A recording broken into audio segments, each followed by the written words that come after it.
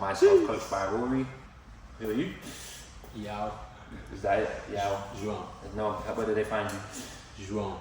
But where did they find you? What do you mean? As in, where can they find you? How do the people find you? Revival PT Studio. It's always it. Most of the time. What's the handle, bro? Say that again? What's the handle? What's the Instagram handle? Joao Pina 23. I'll put subtitles on it, don't worry.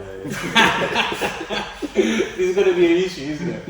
Nah, it's not. I'm gonna do my best to say it properly. Okay. And it's Shaun Bristol, Shaun_Bristol. Nice and simple. Revival PT Studio. I'll put all the handles on what says. It's fine. Today we're going to touch on 3 questions. All of us, that's 1 question each. I'll go first. I want to touch on a topic I touched on last week because we have a new PT in here today. What's your opinion on what makes an elite PT? An elite PT. For me, an elite PT is someone with knowledge, most of all.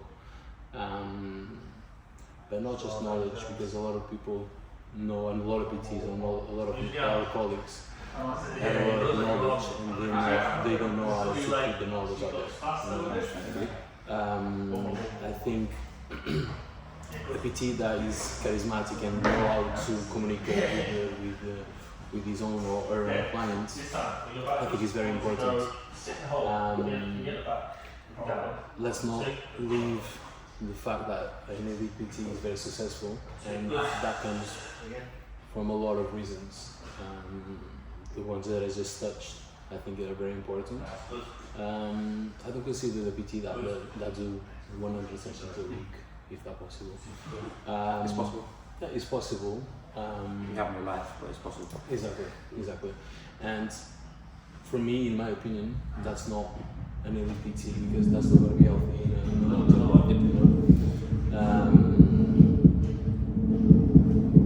I mean, that's not eat or just eat, but I think those are very, very important topics, very important points of an elite PT. So would you say you're an elite PT?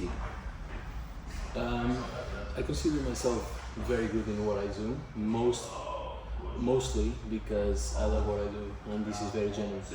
I love what I do, and I bring passion and energy to my sessions because I love what I do. It doesn't take me much to get up at 5 a.m. to come and with a smile. I mean, you've seen me coming in at 6 a.m. I'm a goofy. It's like you've been up for like 4 hours. But yeah, I consider myself, I'm not gonna say like elite, because I don't know, that wouldn't sound very humble, you know. But I consider myself. Do you believe it? I do believe I'm one of the best PTs out there, because I'm smart enough to understand what I'm dealing with, and I think that's also very important. I'm not trying to make all my clients athletes. I'm not trying to make all my clients with the 6-pack or the best, doing the best performance on whatever, because Everyone's different. yeah, everyone's different, and most of my clients, and this is what I believe, that I'm smart enough to understand the needs of my clients, you know. Some of them, and then you have to understand, like you have to read the room or read your clients. I mean, you're gonna be long enough with them if you are good enough, but you will understand, like there's some sessions that these clients will be like stressed or it's not for your jokes that day. You have to understand that, like step back a little bit, read the room once again, and then do your thing, you know. And I think that's very important on a session with your individuals, you know what I mean? Make sure that we leave now. You might just carry. Welcome to Revival Personal Training, the home of personal training in West London. With 2 studios, kitted out with squat racks, all functional equipment, CrossFit, powerlifting, we've got it all. Come down, check it out. We've got a recovery room as well. We have an ice bath and sauna and showers with 2 therapy rooms, 1 Pilates and 1 massage. So anyone that wants to hire the space can do. Check it out, Revival PT Studio, Hammersmith. Do you you guys, because I didn't. I'll answer this because it's a question I ask in all the gyms I've worked in. I just like to see where PTs view themselves. Okay. Because PTs, in my opinion, I don't have the best opinion of PTs from commercial gyms. Gotcha. And they do that for their own reason that I see, and a lot of it comes from ego. Mm-hmm. As me and Shaun have spoke about before when we were training and whatnot, at Revival, that ego is kind of removed. So everyone's kind of on a level playing field. Yes, there are some PTs that are better, some that's just normal, that's just life. In all walks, there's always going to be people better than you, but there's no bravado with it. Whether you believe you're elite or not, and you said you do, you don't showcase it against anyone else. Yeah, got you. Yeah. You deliver that for your clients, and that's for your clients only. And once that session's done, it doesn't come out with you. Yeah. So that's the difference. So I believe I am a very, very, very good PT. I don't believe I'm elite based on my views of what elite is. Okay. And it came down to the whole, and I use football as a guide. Messi is elite. Then you've got that Gareth Bale, Neymar kind of bracket of players. You're Portuguese, I'm not going to mention Ronaldo, I'm not going to say where I place him, but you've got that bracket of people there. Just teasing you like that. But that's where I deem elite. So I don't feel I'm Messi of my game. I feel people that aren't working in sports, in sports environments or specific environments for that niche of where they work. Do you know any elite PT? I know elite S&C coaches that for me they're elite because of where they work. That requires your knowledge and then you have to translate that knowledge into the person for them to then perform. So yes, on that aspect, but my stance on it is there are no elite ITs in commercial gyms. I stand by that. And if anyone wants to prove me wrong, by all means I'm willing to see. So do you believe it's like a status that you achieve later on? Because there's a lot of PTs that start on commercial gyms, right? Most of them start there, right? I fortunately enough, I only did a couple months in a commercial gym. I came to these kind of environments pretty early in my career. But what I mean by this is a PT starting, you cannot consider a PT who is starting or uni or whatever, it's not going to be elite. Do you think you actually achieve that status, and how do you achieve that status? How is an open question. How everyone's got different routes, so how we can't answer that. But as touched on it last time, you cannot be an elite PT in my eyes with just a level 3 qualification. Okay, yeah. It cannot stop that. It has to be. Yes. So always the willing of learning more. People evolve, people adapt. But how you get there is many routes. But it's about where you position yourself. And if you're positioning yourself inside commercial gyms, you will only reach a ceiling very, very quickly, to be fair. Like I said, yours was a couple of months, some people 4 or 5 years, some people a year. Everyone's different. The rate they grow up. But some people don't want to grow. Some people are just happy being the face of that gym that they're working. They don't want to make that jump. I think where it stems to as lot as your aspirations as a personal trainer. Where do you see your ceiling? I mean, in terms of that elite question thing, it's like where do you see yourself going? You know, once you hit those 100 hours or whatever it may be, what's next for you? Where do you want to go? And that could then see that elite. Because elite, yeah, as you said, it's like for me, it sounds like a very boastful, prideful sort of word to use. I'm sure we all consider ourselves very, very good at PTs because we all stay in our lane. And that's the good thing about this space in terms of Revival, because all the PTs, as you said, they sort of stay in their lane, they know their niche, they know where they're at. Whereas a commercial gym is a completely different story. Not all of them, because there are some very good personal trainers in commercial gyms, just not yet. So I think it's just about where you see yourself at the top end of your, because essentially with no one's asking about business. So where do you see yourself at the top of your business? Like, what does that look like? Are you still going to be on the floor? Are you going to be online? Are you going to be doing clothing? So that's what I think we need to ask ourselves as personal trainers also. Thanks for that. Right, so that was just me just trying to see what your thoughts were. I really knew Shaun's thoughts. Again, it's all opinion based. So there's no facts. There's no right or wrong on it. It's good to see what other PTs think about it. So tell me what YouTube specials are for. That was mine. Who's going to go first? me to go first? Yeah, you go first. So basically, I want to touch this topic that on your last video, which was the body dysmorphia, and I want to know. What is the main I aim? heard a little bit of what you said before, but I want to know your opinion about like, is it something that you believe is out there or more than we actually know, and is it more common yet? The video in question is on my Instagram. I'll put a clip up of it in the edit so you can see it firsthand. But it effectively was PTs, in my opinion, you have body dysmorphia. The only ones that don't are when they're training for performance. Most PTs training for aesthetic. When you train for aesthetic, there is a minimum baseline of body dysmorphia that fuels that aesthetic chase all the time. You'll get to a point where for 9% of everyone's looking at you like, yeah, you're it, this is it, you look at yourself and go, 7%, 6%. Well, what if my calves are bigger? It's a common thing with men. There's calves, PTs especially, because you're in the gym, so people think you should have. Gym Love, the latest in fitness wear for both men and women. Check out the website www.gymloves.co.uk.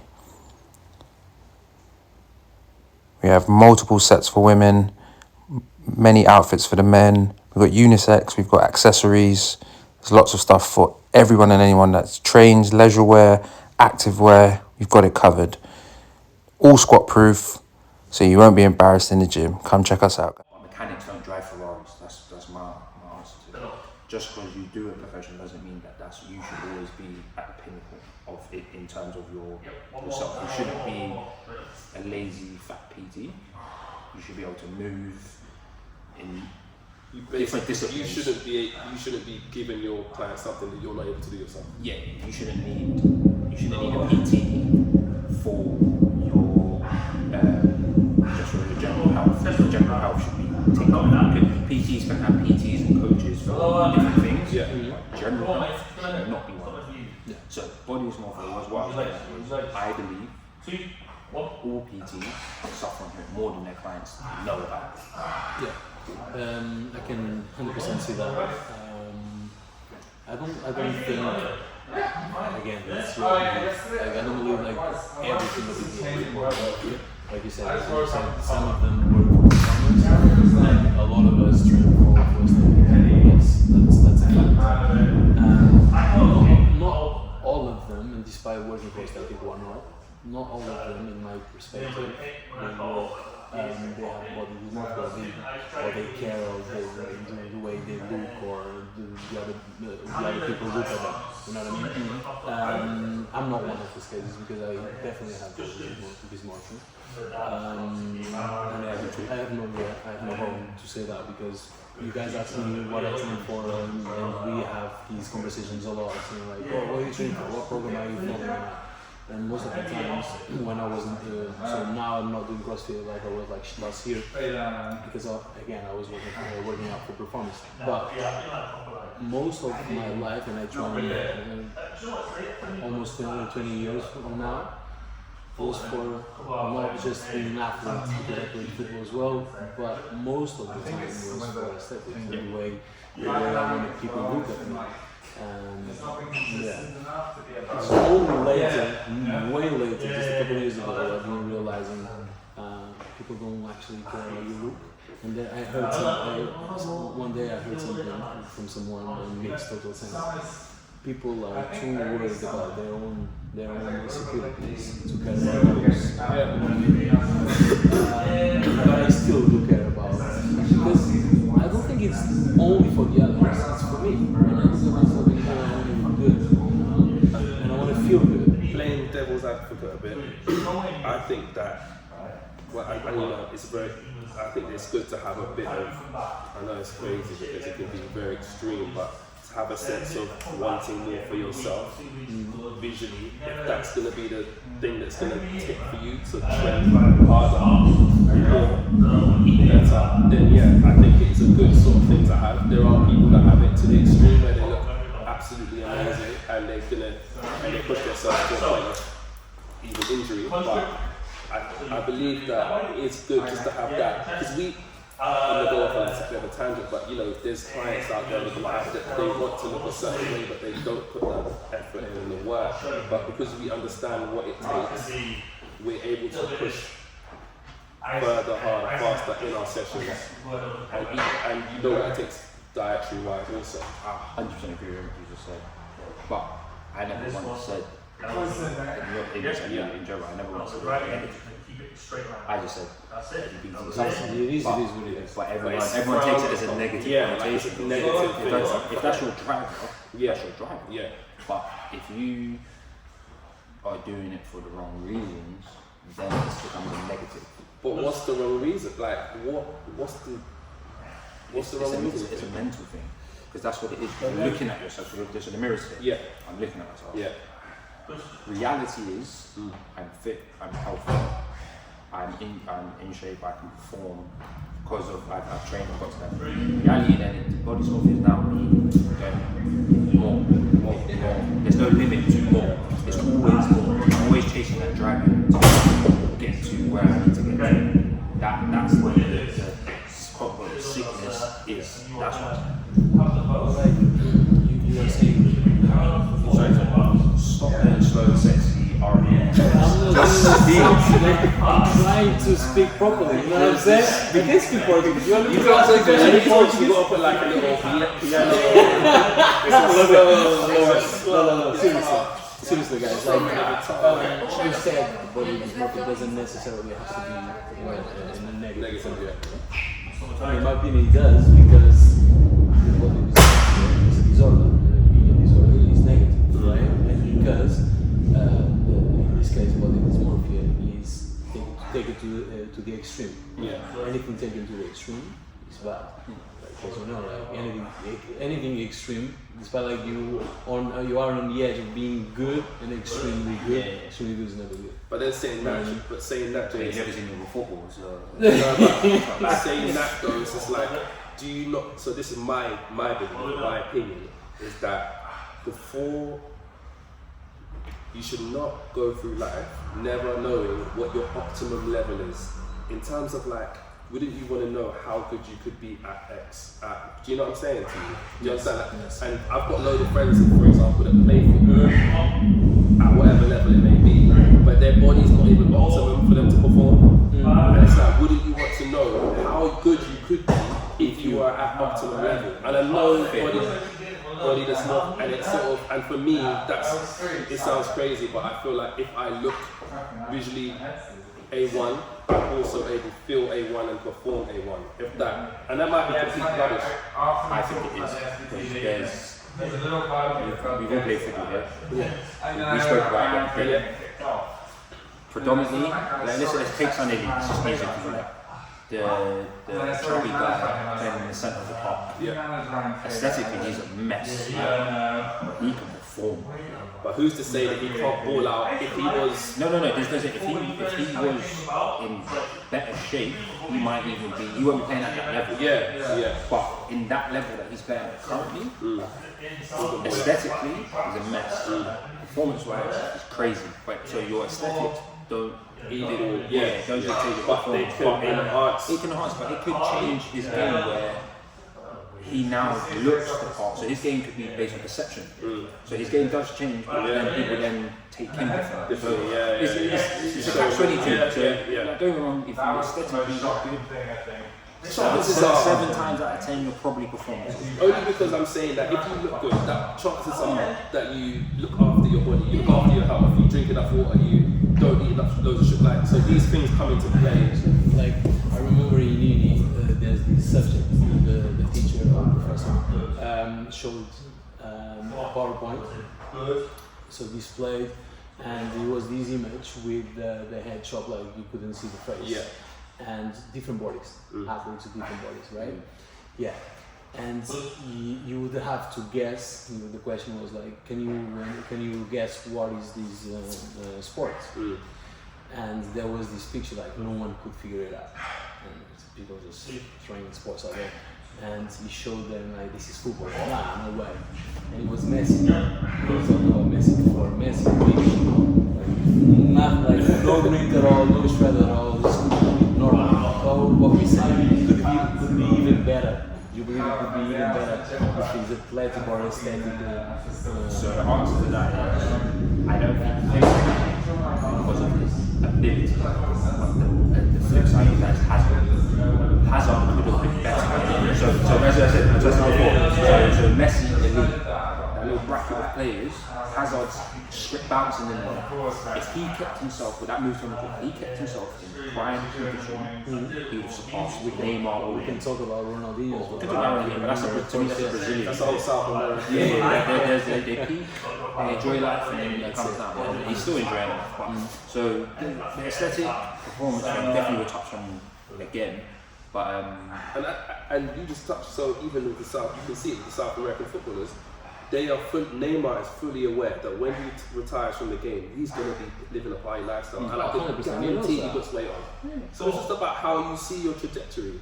But for me personally, I'm not even playing sports at a high level. I want to make sure that I'm my best version of myself, and that's just the way that I live. And whether that's visually, how I feel, I think it all sort of ties in together. Yeah. You know? Yeah. And that's a very good point you just mentioned there. Either if it's the way you look or the way you feel, and that's the thing, like how you feel, and that's what I tell my clients, right? Yeah. Because most of my clients don't care about secretly they might they don't care about how they look, right? They want to feel good. Yeah. And if you feel good and if you are enjoying the healthy lifestyle, the look good will come along. 100%. You know what I mean? And I know it's way easier said than done, and this is where most of the time that I'm not in the shape that I want to, because I just let myself go a little bit. And because I have this extreme, we just talked about the extreme being bad, that's the thing. Like when I'm on it for days, I can lose 10 kilos in 2 months or whatever. But when I'm not on it, I just let myself go, and I'm aware of that. That's the thing, you know? And touching again on the subject of the small things. one step before you do that. So a lot of what you just said, letting yourself go, if you don't mind me asking, you don't mind getting camera, I'm off, but how much you weigh? Right, so she'll pay 98 keys? I'm doing one and she does one. 6 foot? Yeah. I'm on 130. That's what you do. 6'4". 1 and 1, 6 foot. Body composition, main thing, aesthetics, we level kg, but you've also got 3-4 inches. And then That was crazy!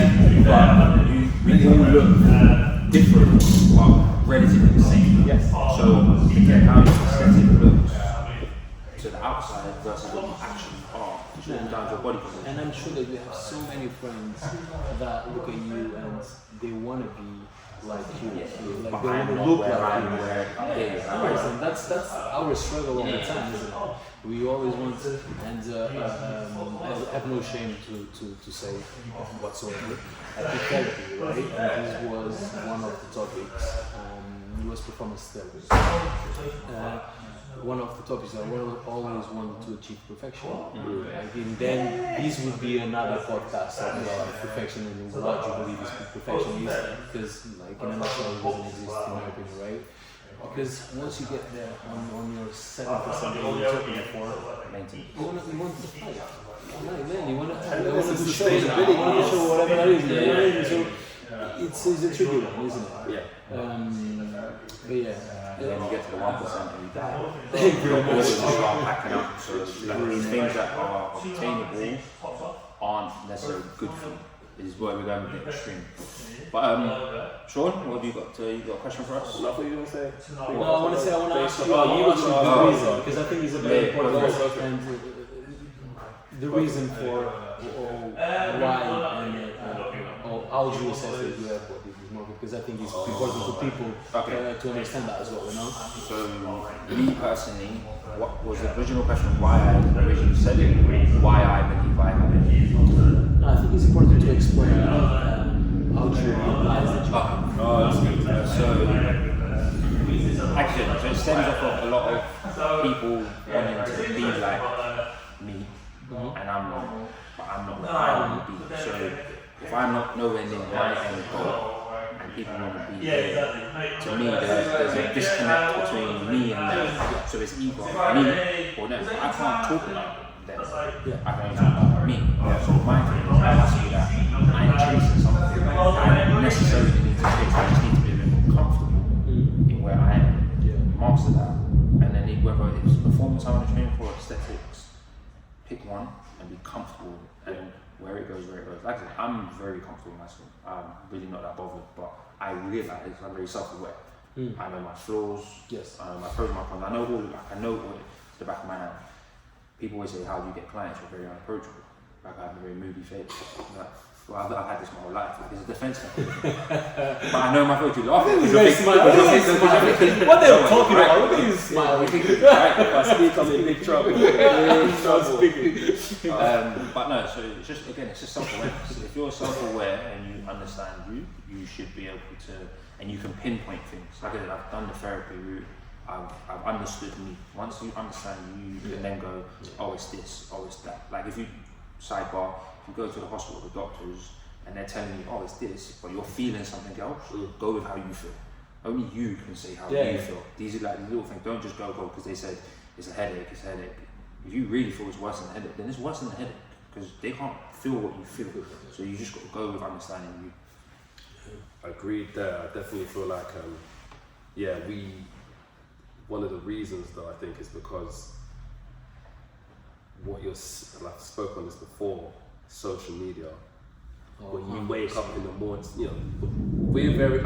me personally, I'm very aware of how addictive it is and how bad I've spent myself. We downloaded an app just to lock Instagram for like a certain amount of hours a day because it is so addictive, even though, the odd 5-10 minutes. And what you're taking in every single day is these, I don't know who you follow, but you might follow these elite athletes or whoever it may be, personal trainers looking super shredded, super ripped, and it's like that constant comparison in your brain. You're just thinking all the time, you're seeing this all the time, and then you're looking at your own self and thinking, you know what, I need to X, and it's like, I think for me, that's a massive factor. Although, I'm trying to tell myself, no, it's not. It's definitely social media, bro. That's massive. That That's one of the reasons that I asked you, because I wanted to know if you share the same opinion with me. 100%. Because I think, and I realize sometimes, and a strategy that I use, I realize sometimes that I have on my Instagram just showing up a lot of like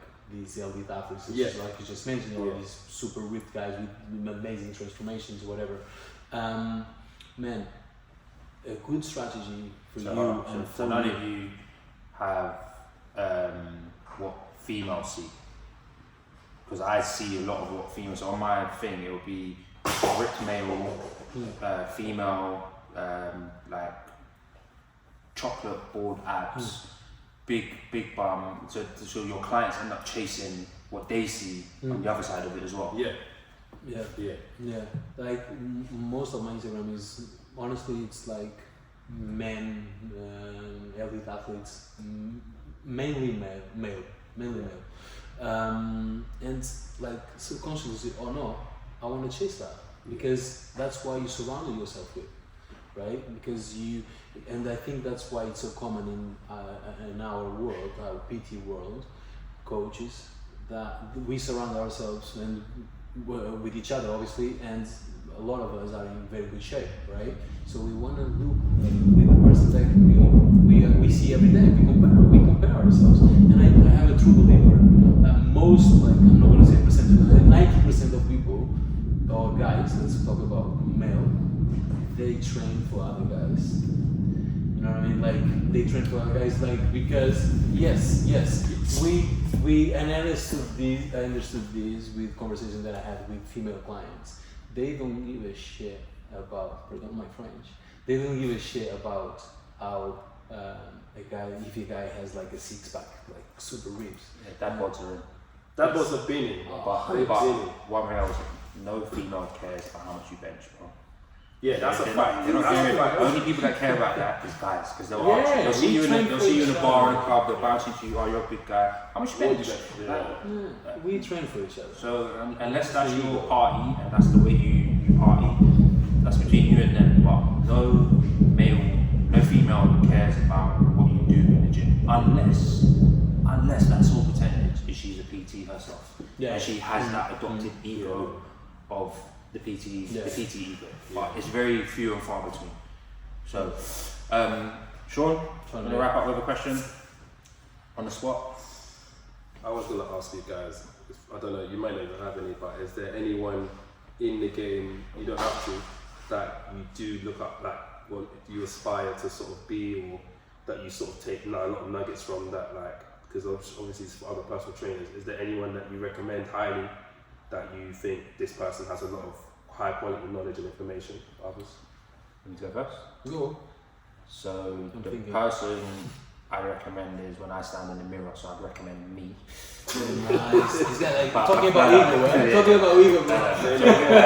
No, so there is one guy I follow. There's actually two people. Landmine University is a page that I follow because I love the Landmine being sure that the Landmine is like functional strength training. That is as functional as you can get with a piece of kit. But another guy called Joao, athlete, said he works with a lot of footballers, and football's my sport, so he does a lot of performance stuff with them.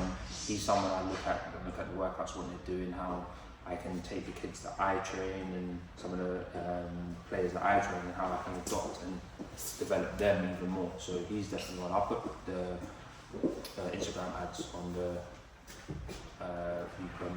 video. Yeah. So you can see it. Yeah. I do follow, as you know, I listen to this podcast called Mind Pump. Are you aware of it? No. So Mind Pump, give it a follow.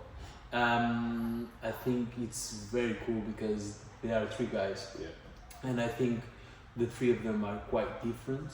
They're all trainers, and one is more nerdy in a way, like he has a lot of knowledge. The other guy is more like, he cares a little bit more aesthetics, but he has a lot of knowledge. All of them have a lot of knowledge, obviously, but in a way they complement each other, you know, which is really, really cool to listen to. I mean, I don't follow their work long enough to know like how valid everything they say is or not, okay? But what I've listened so far, I've listened like close to 100 episodes so far, and I can relate with a lot of them. I know a lot of what they say, a lot, which kind of makes me feel good because it kind of validates what you know, what I know, yeah, you know. definitely. So that's also a good point for me to listen to them, you know. Yeah. Do you know what's crazy? I asked a question and I can't even think of any off the top of my head. But what I will say is this: when you get into the game of personal training, I feel like it's good to sort of take nuggets from PTs that you respect, and that value isn't just in the qualification that you got. I mean, you can get all sorts of different qualifications, but to be honest with you, I've probably learned more from other people, other PTs around me that I respect highly more than these pieces of paper. So Yes. it's about being a sponge and knowing, you know, who you can trust in terms of what information they're giving you. And yeah, I think it's so like learning from other people that are around you that you respect. I think is Yeah, man, key. that's so valid because even because you work here every day, right? And you see your PTs or your colleagues every single day, almost every hour. Even if you don't learn one day of doing good, you can learn one day of crap. Yeah, 100%. Because you have the knowledge enough to understand, like, yeah, you shouldn't be doing that. Like, Yeah, you know what I mean? yeah. Yeah. And on that note, we've been PTs in a pod. I've been coached by Rory. Joao, Pina, And Shaun, Bristol. thank you for having me, man. See you on the next episode. Peace. Well done, boys. Nice, man. It was fun. Done. Simple.